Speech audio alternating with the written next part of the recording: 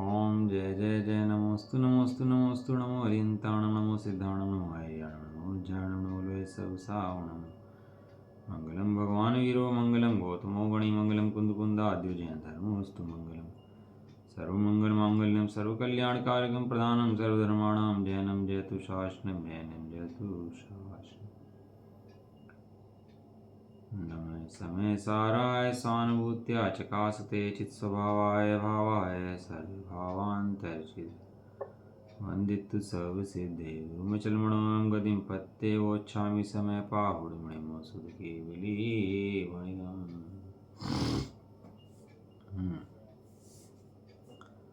शीर्ष में सारजी ग्रंथ मोक्ष अधिकार गाथा नंबर 294। आत्मा और बंध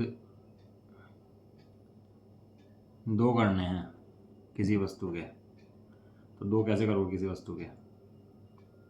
उसकी विधि जान करके, उसकी विधि को प्रयोग करके जो अनादिकाल से मिली वस्तु हैं वे अलग अलग की जा सकती हैं, उनके दो किए जा सकते हैं। कोई भारी काम नहीं है। इसका नाम सम्यक दर्शन है, और सम्यक दर्शन इस जगत की सबसे सरलतम घटना का नाम है। सबसे सरल घटना अगर कोई है तो सम्यक दर्शन ही है। वो लगती है सबसे भारी, ये सबसे भारी लगना ही ना भारी करना है उसको, है सरलता बिल्कुल। कषाय भारी हैं, भारी कषाय का जो है वजन होता है ना कषाय के अंदर, तो और जितना कषाय से रहित होता है सिद्ध बन जाता है, आनंद भोगता है। और कषाय भारी हैं उसे लगता है हल्का, और आत्मा है हल्का लगता है भारी। लेकिन लक्षणों से छेदे उसको, देखे भैया आत्मा के लक्षण क्या हैं, विचार करे, विचार से उपाय प्राप्त करे कि भैया आत्मा के लक्षण कैसे हैं, इस बंध के लक्षण कैसे हैं, और ऐसा जान करके आत्मा में स्थापित हो जाए, उसका नाम क्या है? सम्यक दर्शन। इसका नाम बंध का अभाव। जीवो बंधो यतः छिज्जन्ति सल्लक्षणे मुनियेहिं पन्नाच्छेदनेन दूच्छिन्नानात्मावन्ना छेदन करो जीव बंध का तुम नियत निज निज चिन्ह से प्रज्ञा छैनी से छेदते दोनों पृथक हो जाए है। जीव और बंध को उनके लक्षणों से छेदे जाते हैं, छेदे जाने पर वे अलग अलग हो जाते हैं। आचार्य कुंदकुंद देव ने इतनी सी बात कही थी कि अमृतचंद देव ने फिर उसको खुलासा करा कि भैया लक्षणों से छेद तो दोगे, लेकिन लक्षण पहचानो तो सही, लक्षण है कैसे? जीव का लक्षण चेतना है, और जो ये है शरीर देहादिक है, इसका लक्षण अचेतन है, जड़ है। और जो पर्याय पर की तरफ लगी है उसका लक्षण भी चेतन नहीं है, उसका लक्षण अचेतन है। तो चेतन से पैदा होती है, लेकिन विषय इसको बनाती है अचेतन को, तो अचेतन हो जाती है। वो अलग अलग हो जाते हैं। इसकी टीका हो गई थी, टीका के अंदर इसका आत्मा का लक्षण हो गए थे। आप चल रहे थे बंध के लक्षण, बंध के लक्षणों की बात चल रही थी, तो पढ़ लेते हैं इसका। आत्मा के लक्षण बताए थे कि आत्मा के अंदर जो गुण हैं और पर्याय हैं वे सब आत्मा ही हैं, आत्मा से अलग नहीं है। सूर्य का प्रकाश भी सूर्य है, सूर्य की चमक, सूर्य का प्रकाश, सूर्य गर्माहट सबके क्या हैं? तो सूर्य ही हैं, सूर्य से अलग नहीं है, इसलिए सूर्य ही कहे जाते हैं। वहाँ जो अखंड एक द्रव्य पिंड कहा है उसकी विवक्षा अलग है और उसकी विवक्षा अलग है। व्यवहार से निश्चय और निश्चय से निश्चय दो तरह से पकड़ है। जहाँ जीव को निश्चय से समझ में आ जाए तो बात ही कोई नहीं, तो आत्मा है इतनी बात समझ में आ जाए कोई बात ही नहीं है। लेकिन जब नहीं समझ में आता तो व्यवहार से निश्चय पकड़ाते हैं उसको। व्यवहार से निश्चय का मतलब है एक देश से सर्वदेश को पकड़ाते हैं। क्या करते हैं? एक देश से सर्वदेश पकड़ाते हैं। एक देश है मतलब कि ज्ञान की पर्याय है एक देश है, लेकिन पीछे क्या है उसके? सर्वदेश है। तो एक देश से सर्वदेश पकड़ाना इसका नाम व्यवहार है, और सर्वदेश को सीधा पकड़ना उसका नाम निश्चय है। एक देश को एक देश से नहीं समझना, एक देश के पीछे छुपा हुआ भगवान आत्मा है, उस भगवान आत्मा को पकड़ना, इसका नाम सर्वदेश है। तो गुण और पर्याय के द्वारा बताया, गुण और पर्याय होने से वो चैतन्य मात्र ही आत्मा है। गुणों के अंदर भी चैतन्य है, पर्यायों के अंदर भी चैतन्य है, वो चैतन्य का ही परिवार है। तो द्रव्य गुण पर्याय अलग नहीं है, वे तीनों चैतन्य हैं, चैतन्य के बने हुए हैं। मिठाई, जहाँ जहाँ मिठाई की सब मीठा बिना मीठे की मिठाई होती है? जलेबी तो बना दी, अब मीठा है नहीं उसके अंदर, तो खाओगे तो कैसे लगेगी वो, मीठा नहीं है उसके अंदर। ऐसे ही ये जो राग है इसके अंदर चेतन नहीं है, ये दिखता चेतन जैसा है लेकिन इसमें चेतना है ही नहीं। इसका जाके जांच करोगे, इसकी लैब में जांच कराओगे, पड़ताल कराओगे और उसकी चेकिंग कराओगे तो इसमें चेतन नहीं मिलेगा। इसके अंदर क्या मिलेगा, अचेतन मिलेगा। तो राग चेतन है कि अचेतन है, कि राग अचेतन है, जड़ है, तो इसमें स्पर्श रस गंध वर्ण है क्या? यहां भी इच्छा ये है कि मेरे से भिन्न है तो सब जड़ है, तो जब जुदा है। वो दूसरे द्रव्य को, जीव को भी जड़ कह देते हैं कि तेरे किस काम के हैं, जड़ है मतलब तेरे किस काम के नहीं है। वे जीव है, अपने अंदर जीव है, बराबर बात है, तेरे किस काम का है, तेरे लिए तेरा ज्ञान काम का है कि दूसरे ज्ञान काम का है? तेरा ज्ञान तो तेरे लिए काम का है, तो चेतन है, और तेरे अलावा सब अचेतन है। इतना आत्मा का संरक्षण है। अब बंद की बात करते हैं। आ गया सामने शास्त्र? हाँ, पेज नंबर है इसका 684। अब बंद के स्वलक्षण के संबंध में कहते हैं। पहले दिखाया आत्मा का लक्षण, अब दिखा रहे हैं किसका लक्षण, बंद का लक्षण, कि बंद कैसे होता है, कैसे काम करता है, क्या होता है बंद, कहाँ बंधा है जीव। ठीक है, बंद का स्वलक्षण, बंध है सो विकार है, सो विभाव है। उस विभाव का लक्षण क्या है? उससे कहा आत्मा से असाधारण ऐसे रागादिक हैं। राग के अंदर आदि लगाया, राग के अंदर राग, द्वेष, मोह, शरीर, कर्म, ये सब क्या है, बंधन है। और आत्मनिर्भर से कैसे हैं, असाधारण। आत्मा जैसा है चेतन द्रव्य, वो तो है साधारण। चेतना और आत्मा का संबंध है बिना भावी, वो है साधारण। और चेतना के अलावा जो कुछ है वो सब क्या है, अचेतन, उसका संबंध है असाधारण, उसका नाम है राग आदि। आत्मा की सत्ता कितनी है, आत्मा की सीमा कितनी है? आत्मा की सीमा सत्ता कितनी है, अपने अपने चेतन जितनी। आत्मा का अपने चेतन से बाहर कुछ भी नहीं है। कोई सोचा, हमने इतना सोचा है, इतना करा है, इतना बनाया है, सब हमने कर दिया है। आत्मा का अपनी चेतना से बाहर कुछ भी नहीं। अंदर में कर्तापन का नाश होना चाहिए। समझो, देखो बात को, अंदर में जीव कर्तापन चलता रहता है। हम लोग बातें करते हैं लेकिन अंदर में मैंने दवाई ली तो मैं बच गया, मैंने ऐसे इलाज कराया, मैंने उसको भला कर दिया, मैंने उसको उपकार कर दिया, मैंने उसकी मदद कर दी, मैंने दया कर दी, मैंने मंदिर में दान दे दिया, मैंने खाया, खाने से शरीर चलता है। ये मान्यताएं अंदर में चुपचाप बैठी हुई हैं, साइलेंट। शास्त्र पढ़ना लेकिन ये मान्यताओं को खंड खंड कर देना अंदर से, कि एक द्रव्य दूसरे द्रव्य करता है, ऐसी मान्यताओं के अंदर में खंड खंड हो जाने चाहिए, टूट जानी चाहिए। जब ये मान्यता खंड खंड होती है तो दर्शन मोह के 3 टुकड़े होते हैं। क्या होते हैं दर्शन मोह के? 3 टुकड़े होते हैं। हाँ, इसकी मान्यता के टुकड़े होते हैं तो दर्शन मोह के टुकड़े होते हैं, और मान्यता के टुकड़े नहीं होते तो दर्शन मोह के टुकड़े भी नहीं होते। अंतरंग में कर्तापन की मान्यता प्रत्येक समय चलती रहती है, प्रत्येक समय चलती रहती है। और ज्ञानी जीव प्रत्येक समय उस मान्यता का भाव करता है, कर्तापन की। इसी का नाम स्वाध्याय है। खाली पढ़ के सोच रहे कि मैंने स्वाध्याय हो गया, नहीं हुआ भैया। अंदर में जब तक पर द्रव्य के प्रति मान्यता है कर्तृत्व की और अपने स्वद्रव्य में टिकना जब तक नहीं होता, तब तक मिथ्यात्व का बंध चलता ही रहता है। और मिथ्यात्व का बंध घनघोर बंध है, घनघोर। ना ज्ञान स्वभाव प्रकट होता, ना सूर्य प्रकट होता, ना अंधकार जाता। यह रागादिक आत्मद्रव्य के साथ साधारणतया धारण करते हुए प्रतिभाषित नहीं होते। साधारणतः माने उस रूप होते हुए, उस रूप दिखते हुए, जो राग है उस रूप दिखता हुआ प्रतिभाषित नहीं होता। एक ज्ञान है, एक इंद्रिय ज्ञान है। अब बताओ, ज्ञान और इंद्रिय ज्ञान, इंद्रिय के अंदर भी ज्ञान शब्द आया और ज्ञान के अंदर भी ज्ञान शब्द आया। दूसरा ले लो, एक ज्ञान, एक मति ज्ञान। ज्ञान के अंदर शब्द आया, ज्ञान शब्द आया, मति ज्ञान के अंदर शब्द आया। तीसरी बात ले लो, एक ज्ञान, एक औदैहिक ज्ञान। औदैहिक ज्ञान माने, औदैहिक ज्ञान माने उसे ज्ञान कहते हैं, हालांकि औदैहिक ज्ञान कहते हैं, हम उससे ज्ञान शब्द लगा रहे हैं यहाँ पर। औदैहिक ज्ञान माने कर्मों के उदय से प्रकट होने वाला ज्ञान। जितने जितने कर्म प्रकट हुए उतना उतना ज्ञान प्रकट हो गया, जितने कर्मों ढक दिया उतना ज्ञान का अभाव हो गया। 3 ज्ञान लिया ना, इंद्रिय ज्ञान, इंद्रिय ज्ञान, ज्ञान मति ज्ञान और ज्ञान औदैहिक ज्ञान। 3 ज्ञान पकड़ लिया। इनके अंदर सबसे कॉमन चीज़ जो ज्ञान है वो सबका बराबर है, और बाकी जो ऊपर के ज्ञान है ना, ये इंद्रिय ज्ञान, वो ज्ञान नहीं है। इंद्रिय सुख सुख नहीं है, मति ज्ञान ज्ञान नहीं है, और उदय ज्ञान वो ज्ञान नहीं है। ऐसी सूक्ष्म अंतर संधि में पटकने से कि इंद्रिय ज्ञान ज्ञान नहीं है, ज्ञान तो अखंड एक मूर्ति चैतन्य आत्मा अंदर में विराजमान है। ये जो मति ज्ञान है ये ज्ञान नहीं है, ज्ञान तो अंदर में अखंड चैतन्य मूर्ति विराजमान है। ये ओदय ज्ञान ये ज्ञान नहीं है, ये कर्मों को जैसे घटता बढ़ता है, आता जाता है, हिनादिक होता है। इसके भीतर में बैठा हुआ ज्ञान अखंड वही वास्तव में ज्ञान है।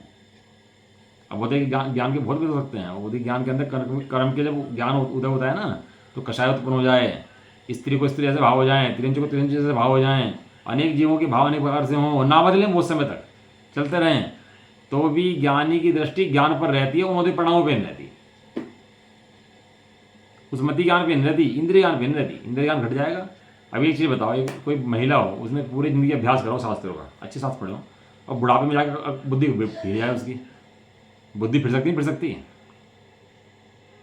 नस खिसक जाए आज, तो क्या सब भूल जाए, सारा सारा जितना याद करा, जितना अभ्यास करा, सब भूल जाए, बेभान हो जाए, अचेत हो जाए, उल्टे सीधे काम करने लगे, उल्टे से बोलने लगे, तो भी ज्ञान स्वभावी आत्मा वहां पर रहेगी नहीं है। ये जो घटनी बढ़नी है, अब हम सोचे कि मैंने ज्ञान कर लिया, ये ज्ञान भी कर्मों का है। हम सोचे ना कि भैया हमने पढ़ लिया, शास्त्र सब कर लिया, ये तेरा है ही नहीं, तेरा तो अखंड ज्ञान था, ये तो कर्मों का ज्ञान है, तो ओदय ज्ञान है। तो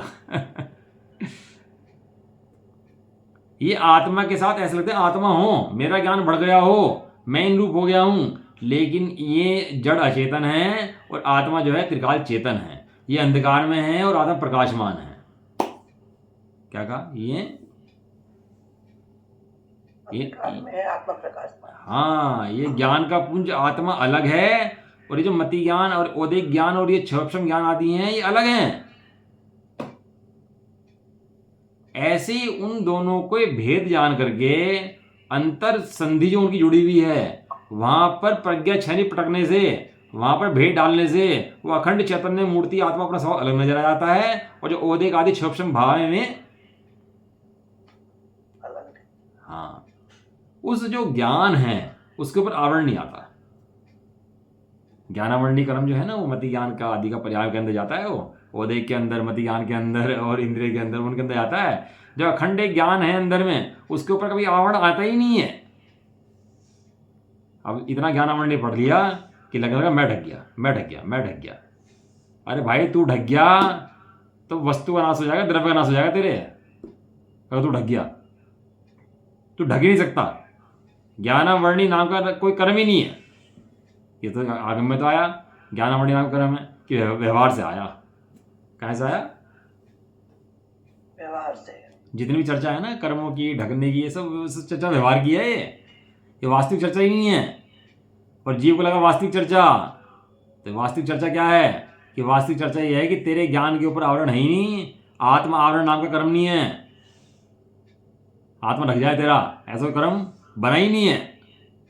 तेरा ज्ञान को रोक दे, बहते हुए ज्ञान की प्रवाहें रोक दे, पर्यायों को रोक दे, उस ज्ञान को आने से रोक दे, उस ज्ञान को उल्टा कर दे, विपरीत कर दे, ऐसा कोई कर्म दुनिया में बना ही नहीं है ही नहीं, सत्ता ही नहीं है। ऐसी अपनी अखंड धारा अंदर में चलती हुई दिखाई देना, भिन्न कर्मों से अलग, ज्ञान रागादिक से अलग। रागादिक तो आवेंगे, बड़े पंडित की पूजा में लिखा है, बढ़िया लाइन की भक्ति में, रागादि स्वयं भग जावेंगे, परमात्म दशा हो जावेगी, मैं सविनय शीश नवाता हूँ, ऐ धन्य घड़ी कब आएगी। इसमें एक अच्छा शब्द दिया, रागादिक स्वयं भग जावेंगे। कोई व्यक्ति हो, बूढ़ा हो, उसके प्रॉपर्टी नाम में हो, और प्रॉपर्टी ना दे रहा हो अपनी किसी बच्चे को, बच्चों को लग रहा हो भाई जाएँ तो प्रॉपर्टी हमारे नाम में आ जाएगी, किस तरह से है, और प्रॉपर्टी दे रहा हो अपनी। अब उसकी आयु है 2-4 महीने की, 1-8 महीने की, बीमार पड़ चल रहा है।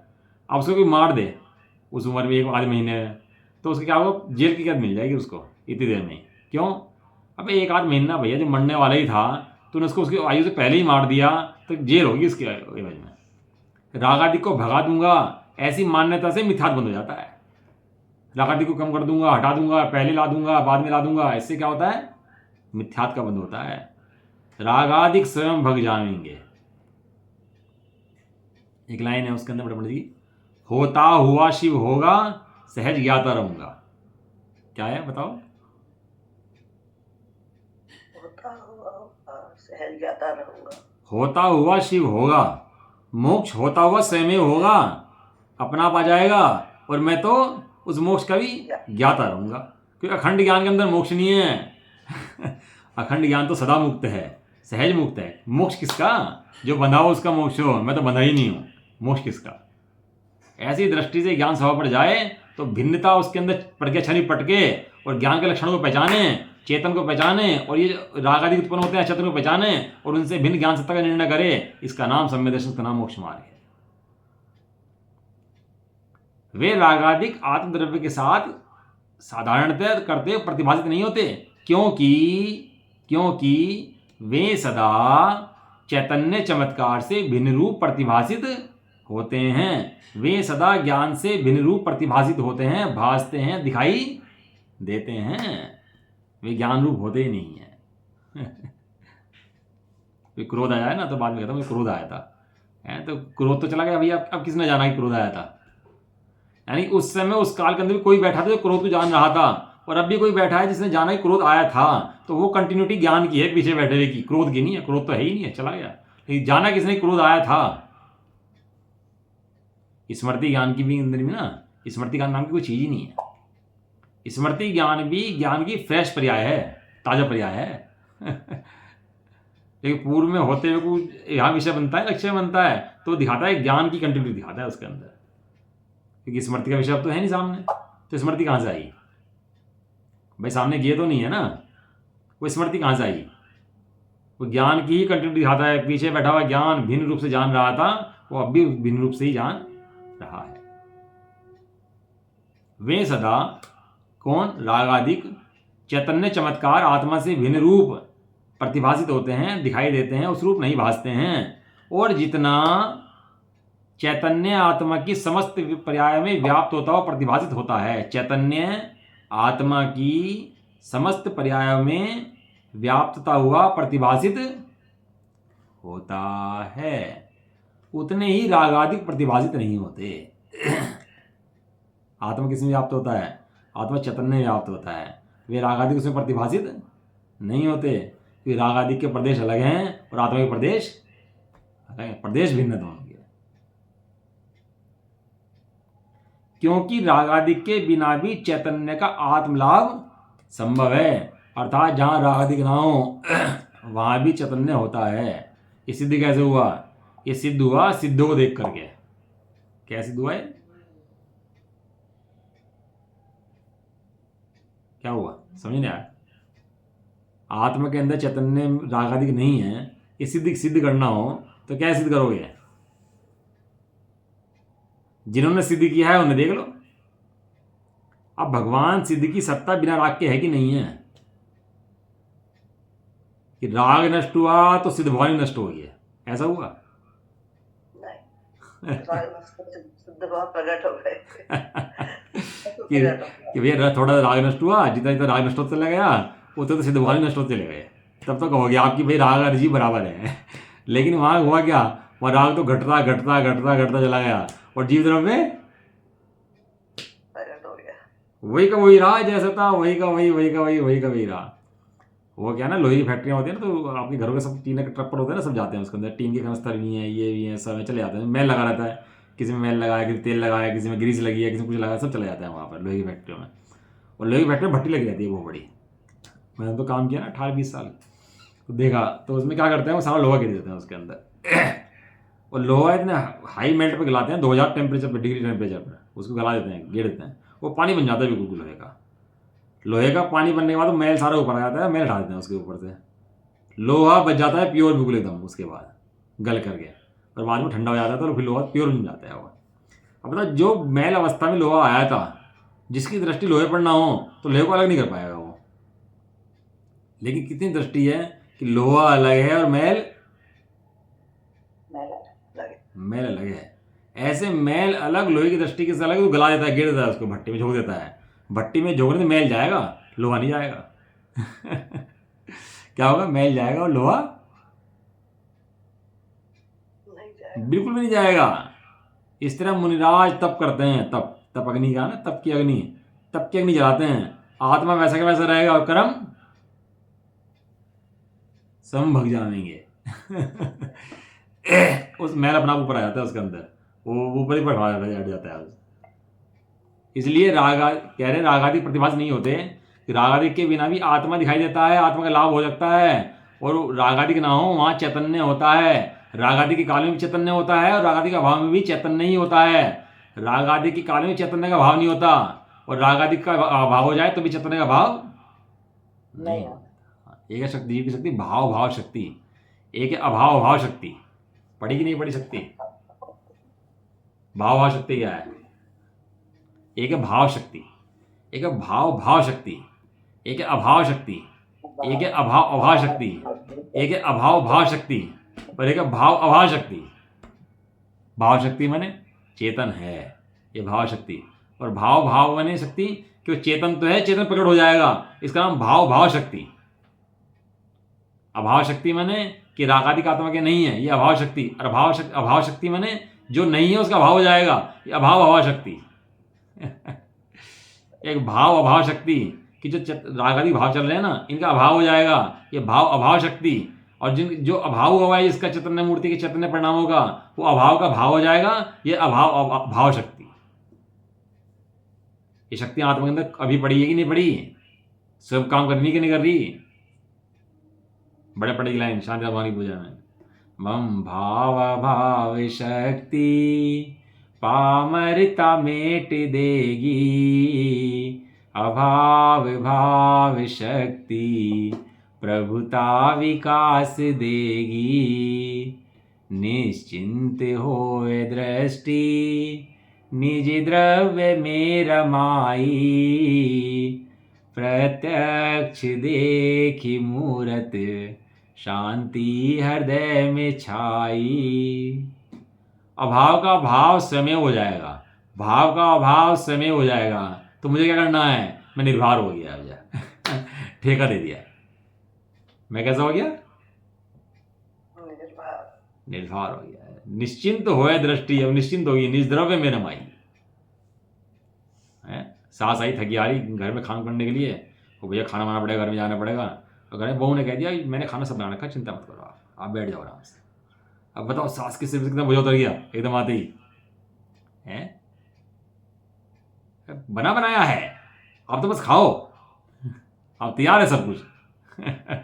ऐसे यहाँ तो सारा माल तैयार है, तो निश्चिंतता से बैठ जा, अब भोजन कर। इसका नाम सहजता। सहजता सब तैयार है, रेडीमेड एकदम। कुछ बनाना करना है ही नहीं।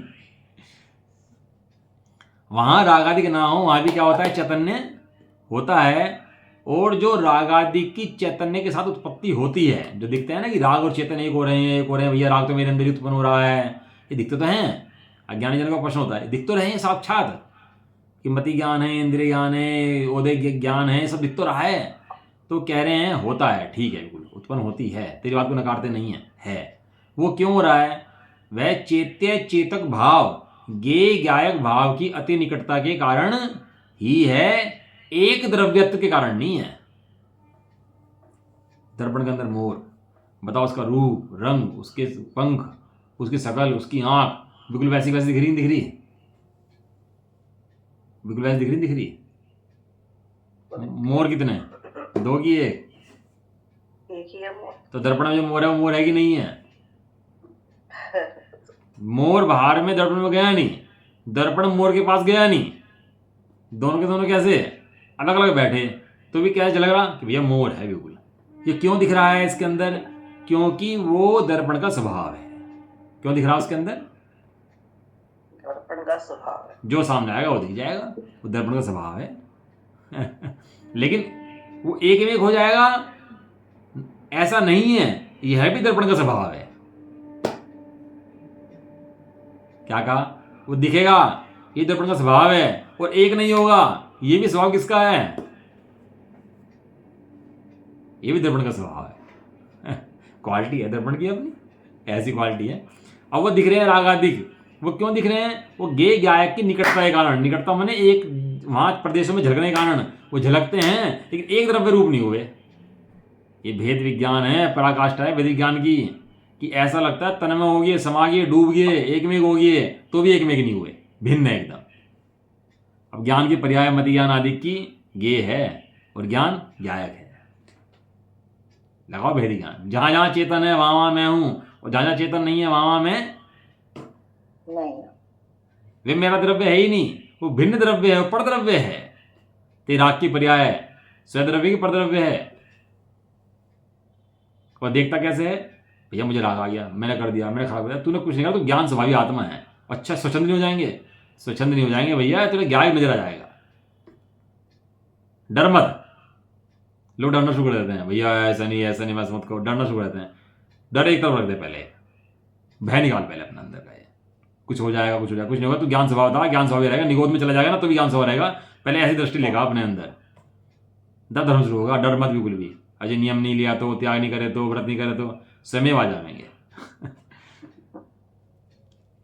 जैसे उदाहरण दे, देखो कितना बड़े उदाहरण दे, खुद उदाहरण देगा चार देव। देखो इतनी टीका में ना समझाते हैं तो एक लाइन में समझ नहीं आता। स्वलक्षणों से, स्वलक्षण के ऊपर इतनी लंबी टीका लगी 3 पैरों की, खाली स्वलक्षण के ऊपर। जैसे दीपक के द्वारा प्रकाशित किए जाने वाला घटाधिक पदार्थ, घट में घड़ा रखा है और यहां दीपक जल रहा है, दीपक के प्रकाश के अंदर क्या दिखाई दे रहा है? घड़ा दिख रहा है ना, घड़ा दीपक के प्रकाश के अंदर। तो घटाधिक पदार्थ दीपक के प्रकाशत्व को ही प्रकट करते हैं। जो घड़ा दिख रहा है वो घड़े को प्रकट नहीं कर रहा, किसे प्रकट कर रहा है? दीपक के प्रकाश को, दीपक के प्रकाश को, दीपक को प्रकाशित कर रहा है। अब जितने भी ज्ञान गे जहां जहां पढ़ता है उनको प्रकाशित करता है। अभी हम ये देख रहे हैं ना, कुछ और देखोगे तो वो प्रकाशित हो जाएगा, कुछ और देखेंगे वो प्रकाशित हो जाएगा, कहीं बाहर में जाएंगे तो वो प्रकाशित हो जाएगा। ये बाहर में तो ज्ञान है नहीं, तो प्रकाशित कहाँ को हो रही हैं? ये प्रकाश किसका है? ये प्रकाशित कहाँ को हो रहे? जो जहां देखा वही प्रकाशित, जहां देखा वही प्रकाशित, जहां देखा वही प्रकाशित। ये कैसे प्रकाशित हो गया? ये क्वालिटी गेहूं की नहीं है, ये क्वालिटी तेरे ज्ञान की है। क्या कहा भाई? देख लो ना आप, ज्ञान जहां जहां से प्रकाशित करेगा, चेतन जहां जाए वही झलकेगा उसके अंदर। तो बाहर में गेय पदार्थों की प्रसिद्धि नहीं है, इससे भी तेरे ज्ञान स्वभाव की प्रसिद्धि है कि जहां तेरा ज्ञान है वहां झलकेंगे। और तुम मर के यहां से देवगति में चले जा तो यहां झलकना बंद हो जाएगा, और देवगति के पदार्थ सब झलकेंगे। वे देवांगनाएं झलकेंगी, वहां के वैभव झलकेंगे, और वहां से नरक में चला जाए तो वहां के पदार्थ झलकने शुरू हो जाएंगे। पुण्य है तो पुण्य झलकेगा, पाप है तो पाप झलकेगा, राग है तो राग झलकेगा, द्वेष है तो द्वेष झलकेगा। वहां ज्ञान के काम में मात्र झलकन होती है, ज्ञान उन्रूप होता ही नहीं है। जैसे दीपक के द्वारा घटाधिक प्रकाशित हुए, तो घट ने घट को प्रकाशित नहीं किया, घट ने दीपक को प्रकाशित किया, घटत्वादि को नहीं। इस प्रकार आत्मा के द्वारा चेतित होने वाला रागाधिक, आत्मा चेतित में आत्मा के ज्ञान में झलकने वाला रागाधिक, राग द्वेष मोह सब। अब गाता पढ़ो, राग मोह मेरा कुछ नहीं। अरे भैया मुझे तो मोह आ गया। अरे मोह तेरा कुछ नहीं, मैं तो बहुत बड़ा मोही हूं। अरे मोह तेरा कुछ नहीं, तू कौन है? ज्ञान स्वभाव। एक ज्ञान स्वभाव को पकड़, मोहादिक में मेरे नहीं, बस एक ज्ञायक भाव में। इस ज्ञान को ज्ञायक समय के मोह निर्ममता कहें। ये जो ज्ञान हुआ ना, ये मोह के प्रति निर्मम हो गया। निर्मम हो गया मतलब इसमें मोह के प्रति कठोर हो गया। कैसे कठोर हो गया? कि मैं ज्ञान स्वभाव हूं, ये मोह मेरा कुछ नहीं लगता, हटाओ इसे। जब पत्नी की लड़ाई जाए ना, ये मेरी कुछ नहीं लगती, हटाओ इसे यहाँ से, तो क्या होगा एकदम से? निर्मम हो गया एकदम से। ऐसे मोह है मेरा कुछ नहीं है, हटाओ इसे यहाँ से, मेरा कुछ नहीं है एकदम। इस प्रकार आत्मा के द्वारा चेतित होने वाले रागादिक, वे रागादिक चेतित ना हो तो आत्मा नहीं है वहां पर। क्या कहा? राग हटा दो। तू जड़ होना चाहता है क्या? अरे राग चेतित हो रहा है, तेरी क्वालिटी है। ये राग तेरे में झलक गया है, तेरी क्वालिटी है। तुझे क्या लग रहा? नहीं राग नहीं हटना चाहिए भाई, ये इतने गे तो अच्छे हैं, ये मंदिर पूजा के तो गे अच्छे हैं, और ये जो कषाय के गे आ रहे खराब, हटाओ इन्हें, इन्हें लाओ, इन्हें लाओ। इतनी व्यवस्था तो भगवान के पास भी नहीं है कि भगवान के पास इतनी व्यवस्था हो कि भैया खराब खराब गे तो हटाओ और अच्छे अच्छे गे रख लो। इतनी व्यवस्था भगवान के पास भी नहीं है, तेरे पास तो कहां से आएगी। स्वभाव को जानकर ही सुखी हो सकता है। वस्तु स्वभाव क्या है कि ये चेतित होने वाले राग अर्थात ज्ञान में गे रूप से ज्ञात होने वाले रागी भाव क्या करते हैं, आत्मा के चेतकत्व को ही प्रकट करते हैं, रागादिकत्व को नहीं प्रकट करते हैं। क्या है, तत्व चर्चा है ना, उदाहरण तो बहुत सारे हो सकते हैं और बातें बहुत सारी हो सकती हैं, दुनिया जहां के उदाहरण हो सकते हैं, कह लो कुछ भी कह लो, लेकिन बात स्वाध्याय के अंदर मूल तत्व चर्चा की होनी चाहिए जिससे मूल अंदर जाकर ठेस पड़े। बाहर में उदाहरण देते हैं ना, स्थूल उदाहरण देने लगते हैं तो उसमें क्या है, बात स्थूल हो जाती है बहुत ज्यादा, और एक बात बहुत गहरी है लेकिन ये, और गहरी बात गहरी सूक्ष्म तत्व चर्चा से पकड़ में आएगी। वो ज्ञान के अंदर गे झलके हैं, वो गे को प्रसिद्ध नहीं कर रहे, वो ज्ञान को प्रसिद्ध कर रहे हैं। और ज्ञान के अंदर जो राग झलक रहा है वो राग को प्रसिद्ध नहीं कर रहा, वो किसे प्रसिद्ध कर रहा है, वो ज्ञान को प्रसिद्ध कर रहा है। अब आ जाओ तो सारे राग अधिक आ जाओ, अब क्या कहेगा, और आ जाओ, कोई बात नहीं है। चिंता में रहता हाथ में आ जाए ना कि भाई रिजल्ट हमारे 100 आएंगे, कि बस 100 1000 ले आओ, हजार से ले आए कि 10,000 ले आओ, जब क्या दोगे बताओ क्या चाहिए, कि जी एक 100 ग्राम सोना दे देना, 1 किलो ले लो, 10 किलो ले लो, क्या बात कर रहे हैं, 10 किलो सोना ले लें, इतना ले लें, इतना क्या, कहाँ कौन कहाँ से बोल रहा है, इतनी इतनी बातें कहाँ से बोल रहा है, इतनी बातें बोल कहाँ से रहा है, इसके हाथ में चिंतामणि रत्न है, वहां से बोल रहा है। अभी तो ज्ञान स्वभाव समझ में आ गया, अब नरक में ले जाओ, चाहे स्वर्ग में ले जाओ, चाहे त्रिंच में ले जाओ, कहीं ले जाओ, मेरा ज्ञान स्वभाव मेरे छूटने वाला नहीं। यह है पंचम गति। पंचम गति मिले शुभाशुभ का मेटो लेखा, ये मिलेगी पंचम गति, यह है पंचम गति। 4 गतियों से पार ज्ञान स्वभाव में बैठ गया, ये पंचम गति, ये सिद्ध गति है वास्तव में। अब सिद्ध स्वभाव को देख लिया तो ज्ञान स्वभाव को देख लिया, ये पंचम गति प्रकट हुई जीव को जाकर के। अब ये तो ऐसे हैं, ये तो ऐसे हैं, तू कहता रहे, वो बदला मोक्ष चला गया, तू ऐसे कह के ना संसार में रह गया, उसका मोक्ष हो गया भाई का, निकल गया वो ऐसा होने पर उन दोनों में आत्मा और बंध की अत्यंत निकटता के कारण, कैसे हैं, अत्यंत निकट हैं, पानी और मैल अत्यंत निकट हैं, लेकिन अभाव करना चाहे तो कर देगा। जिसके भेद में दृष्टि होगी वो तो अभाव कर देगा, और जिसकी भेद दृष्टि नहीं होगी वो अभाव कभी कर ही नहीं पाएगा। ये तो लोगों को इन बातों की पता ही नहीं है वास्तव में। माल सच्चा है लेकिन बिकता कम है, और है भी भैया, जोहरी दुकान पे भीड़ तो लगती नहीं है जोहरी की दुकान पे एक आधा रत्न दिखाई देता है, और सब्जी कबाड़ियों के यहाँ भीड़ लगी रहती है, इसलिए तो रत्न है। हर कोई कोई प्राप्त नहीं होते, नहीं तो कबाड़ ना बन जाए, हर कोई आगे उठा कर चल दे। तो आत्मा और बंध की अत्यंत निकटता के कारण भेद संभावना का अभाव होने से, अर्थात भेद दिखाई ना देने से, ज्ञान और गे एक में दिखाई देने से, राग आत्मा ही है ऐसा दिखने से, ये राग कौन है, आत्मा ही है। ये राग किसका हो गया, आत्मा का हो गया। राग किसका बढ़ गया, आत्मा का बढ़ गया। तो मोही कौन हो गया, आत्मा हो गया। मोह किसका चला गया, आत्मा का चला गया। ऐसे ही ये सब कुछ आत्मा दिखने पर और आत्मा अलग ना दिखने पर, ऐसा भेद ना दिखाई देने से अज्ञानी को अनादिकाल से एकत्व का व्यामोह है, भ्रम है। क्या है, कोई मिथ्यात्व नहीं है, मात्र भ्रम है। और टोटम ने क्या लिखा भ्रम के बारे में, बताओ टोटम ने भ्रम के बारे में क्या लिखा,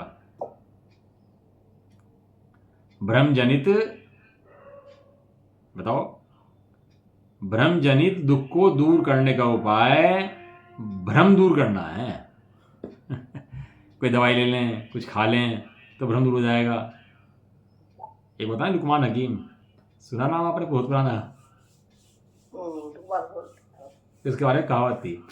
लुकमान हकीम पे सब दवाइयाँ थी, उसके सामने औषधि बोलते हैं, जाके बोलती थी औषधि में ये ऐसा ऐसा, उसको बहुत ज्ञान था, लेकिन उस पर एक चीज का इलाज नहीं था। किसका, हाँ, बहम का इलाज तो लुकमान हकीम में ये बहम हो गया, बस हमें तो बहम हो गया, ये द्रव्य है, मेरा करते हैं, मैं क्या करता हूँ, ये मैं खाते हैं, मैं इसका बिगाड़ता हूँ, ऐसा करता हूँ। अब भहम हो गया। अब भहम का उपाय तो भहम दूर करना है।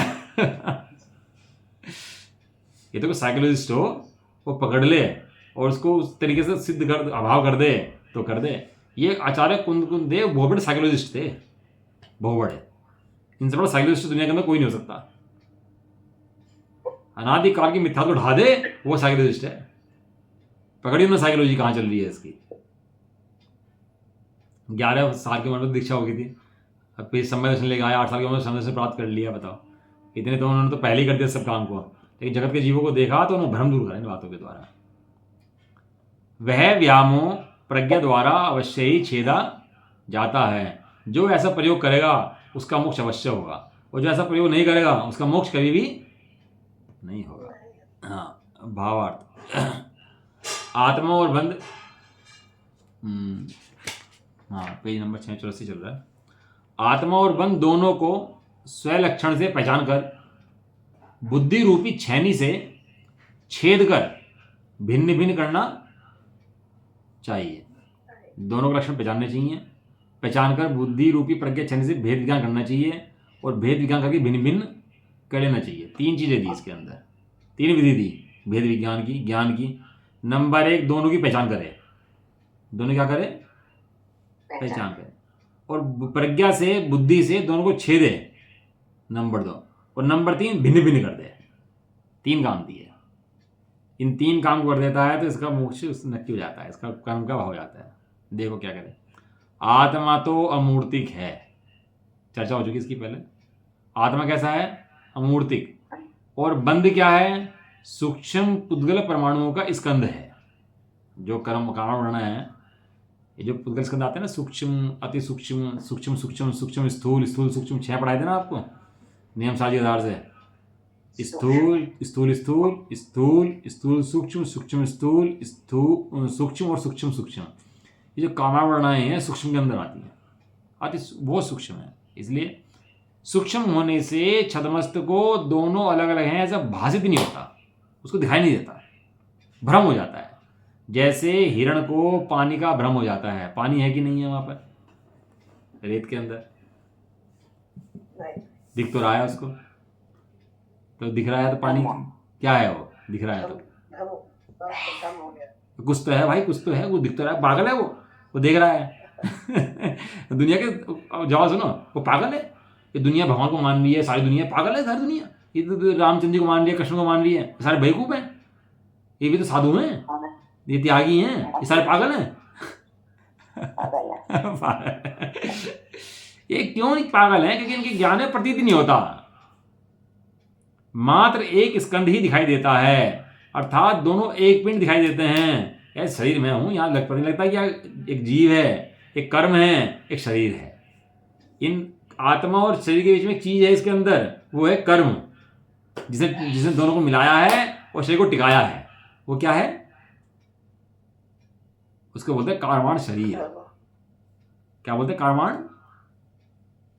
एक में एक भाषित होता है तभी तो समझाया, एक में एक भाषित नहीं होता तो समझा कौन समझाता? जरूरत भी नहीं थी समझाने की उसके बाद, जरूरत ही नहीं थी, सब मोक्ष होता सबका। लेकिन वेद है तो समझा रहे हैं। दोनों एक पिंड रूप दिखाई देते हैं, इसलिए अनादि से इस जीव का ज्ञान चल रहा है। श्री गुरुओं का उपदेश प्राप्त करके उनके लक्षण भिन्न भिन्न अनुभव करके जानना चाहिए कि चैतन्य मात्र तो आत्मा का लक्षण है और रागादिक जो है बंध का लक्षण है। तथापि वे मात्र ज्ञेय ज्ञायक भाव की अति निकटता से वे एक जैसे ही दिखाई देते हैं, लगते हैं, भासते हैं, भ्रम है, अनादिकाल से अभ्यास है ऐसे। इसलिए तीक्ष्ण बुद्धि रूपी प्रज्ञा छैनी को जो उन्हें भेद कर भिन्न करने का शस्त्र है, तीक्ष्ण प्रज्ञा छैनी क्या है? उसे भेदने का शस्त्र है, अस्त्र है, उसे तीक्ष्ण है। तीर होता है ना, उसकी धार कैसी होती है? वो तीखी होती है। छैनी होती है उसकी कैसी होती है? बिल्कुल पैनी। कुल्हाड़ी होती है उसकी धार कैसी होती है? पैनी। काटना हो तो पैनी धार चाहिए किसी को काटने के लिए। ऐसे ही यहां पर दो को अलग करना हो तो कैसी धार चाहिए बुद्धि की? पैनी धार चाहिए एकदम। बुद्धि रूपी से उन्हें छेद कर भिन्न करने का शस्त्र है, उसे उनकी सूक्ष्म संधि को ढूंढकर उसमें सावधान होकर निष्प्रमाद होकर के पटक देना चाहिए, डालना चाहिए, उसे पीट देना चाहिए, उसे वहां से अलग कर देना चाहिए। उसके पढ़ते ही, प्रज्ञा क्षण के पढ़ते ही प्रज्ञा में दोनों क्या होते हैं, भिन्न भिन्न दिखाई देने लगते हैं। और ऐसा होने पर आत्मा को ज्ञान भाव में ही और बंध को अज्ञान भाव में ही रखना चाहिए। ज्ञान ज्ञान में रह गया और अज्ञान अज्ञान में रह गया। इस प्रकार दोनों को भिन्न करना चाहिए। हाँ, अब करो आज भिन्न, बैठ करके आराम से तसल्ली से। भिन्न करोगे तो होगा, क्यों नहीं होगा? ठीक है, चलो। निज निधि निज में बताई